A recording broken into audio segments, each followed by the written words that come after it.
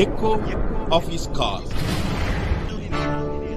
கர்த்தருக்குள் பிரியமான அன்பு சகோதர சகோதரிகளே, ప్రభువులో ప్రియమైన నా సహోదర సహోదరి, நமது ஆண்டவராகிய இயேசு கிறிஸ்து நாமத்தில் உங்களை அன்புடன் வாழ்த்துகிறேன். మన రక్షకుడు యేసుక్రీస్తు నామం నందున మిమ్మల్ని అందరినీ ఆహ్వానిస్తున్నాను.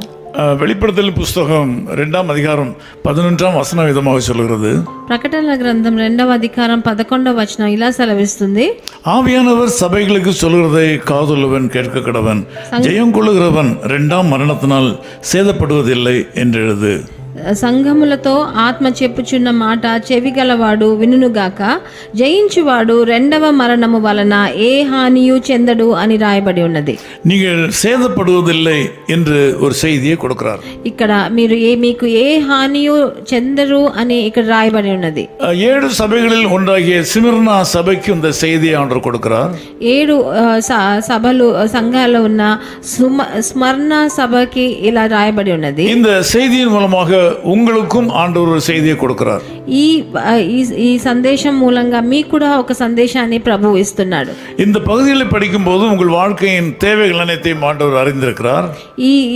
ఇది చదివేటప్పుడు మీకున్న అక్కర్లన్నీ ప్రభువు తెలుసుకొని ఉన్నాడని మనకు అర్థమవుతుంది. அவரே முந்தினவர், ఆయనే ముందు ఉన్నవాడు, அவரே பிந்தினவர், ఆయనే ఆఖరివాడు కూడా, அவரே மரித்து உயிர்த்தெழுந்தார் என்று வேதம் சொல்கிறது. ఆయనే మరణించి మళ్ళీ పునరుద్ధారుడయ్యాడని మనకి వచనం చెప్తుంది. உங்கள் அனுதின வாழ்க்கையில் நடக்கிற காரியங்களை ஆண்டவர் அறிந்திருக்கிறார். మీకు ఒక రోజు జరిగే మీ జీవితంలో జరిగే సంఘటనలన్నీ ఆయనకు తెలుసు.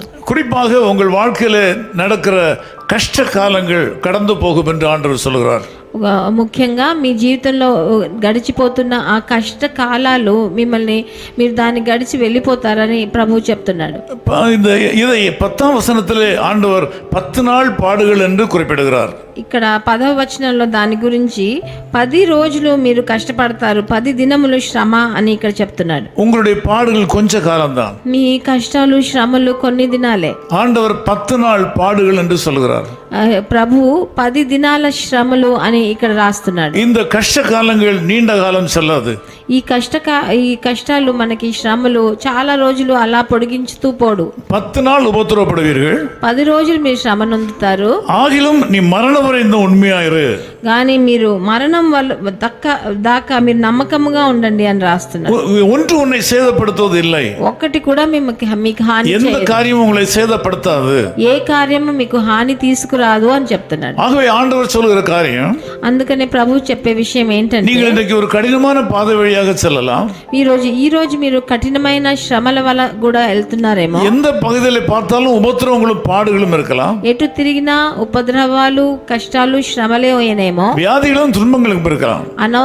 అనారోగ్యాలు మీకు కష్టాలు ఉన్నాయేమో. யாரும் எனக்கு உதவிக்கு இல்லையே என்று நீங்கள் நினைக்கலாம். ఎవరు నాకు సహకారం చేసేదానికి లేరే అని మీరు కష్టపడుతున్నారేమో. ஆனால் ஆண்டவர் சொல்வதை கேளுங்கள். కానీ ప్రభు చెప్పేది మీరు వినండి. மிகுந்த பலனுக்கு ஏதுவான உங்கள் தைரியத்தை விட்டு விடாதீர்கள். మీ ధైర్యాన్ని మీరు మరి కోల్పోకండి. ஏற்ற காலத்தில் தேவன் உயர்த்துவார். మీరు ఏ కాలంలో మిమ్మల్ని హెచ్చించాలో అప్పుడు తప్పకుండా హెచ్చిస్తాడు. 11ஆம் வசனத்தில் ஆண்டவர் சொல்கிறார், 11వ వచనంలో ప్రభు చెప్తున్నాడు, நீங்கள் சேதப்படுவதில்லை, మీకు ఏ హానియు చెందరు అని రాయబడి ఉన్నది. உங்களுக்கு నష్టం వరాదు, మీకు నష్టం రాదు, ஆபத்து ஜெயம் பெறாது, మీ ఆపత్కాలము మిమ్మల్ని జయించలేదు. ஆபத்து வருவது போல தோன்றும், మీకు ఆపత్కాలం వచ్చినట్టు ఉంటది. நோய்களுடைய அகோரம் தலைக்கு மேல போது போல தோன்றும், మీ అనారోగ్యం మీకు దానికి ఇంకా దాని బయట పడమేమో అన్న ఒక భయం రావచ్చు.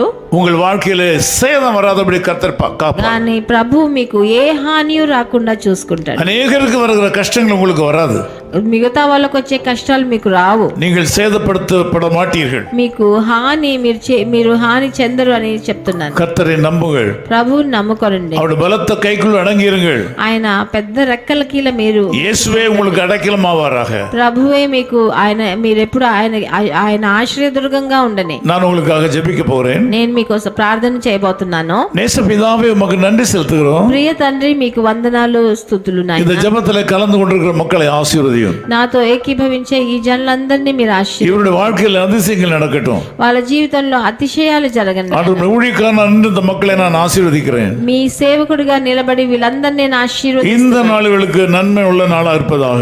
ఈ రోజు వాళ్ళకు మంచి జరిగే దినంగా మారని. கடினமான பாதை வழியாக கடந்து சென்றாலும், కఠినమైన త్రోవ ద్వారా వారు వెళ్ళినా, பொல்லாத வியாதிகளால் பாதிக்கப்பட்டிருந்தாலும், ఘోరమైన అనారోగ్యం మూలంగా వెళ్ళినా కూడా, கொடூரமான மக்களை உள்ளே சுற்றி சூழ்ந்திருந்தாலும், వాళ్ళని కష్టపరిచే జనాలు వాళ్ళ చుట్టుముట్టినా పర్వాలేదు, சேதம் வராது என்று சொன்னதற்காக ஸ்தோத்திரம். వాళ్ళకే హాని రాదు అని ఈ రోజు మీరు హామీ ఇచ్చినందుకు స్తుతులు. இந்த பலவீனமான மக்களை தம்முடைய கரத்தால் தாங்குவீராக. ఈ బలహీనులందరినీ మీ చేతుల పట్టి వాళ్ళకి మీరు భద్రతనివ్వండి. இந்த கஷ்ட காலங்கள் கடந்து போகும் மட்டும் கிருபை நிழலில் வைத்துக் கொள்ளும்.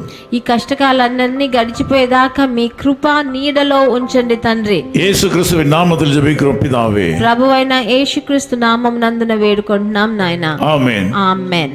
சானிழல் பள்ள திரங்கிடினும் சற்றும் தீங்கு கண்டஞ்சேனே. சானிழல் பள்ள திரங்கிடினோ சற்றும் தீங்கு கண்டஞ்சேனே. வானபரன் என்னோடிருப்பார், வலை தடியும் கோலுமே தேற்றும் தேவபிதா எந்தன் மேய்ப்பனல்லோ. சிறுமை தாழ்ச்சியடை இளனே. His Call Ministries, 10 Muhammad Abdullah 2nd Street, opposite International Cricket Stadium, Chepauk, Chennai 600005, India. Phone 914428528282. Mobile phone and WhatsApp 919841271858. Email sam@echoofhiscall.org. Website www.echoofhiscall.org. God bless you.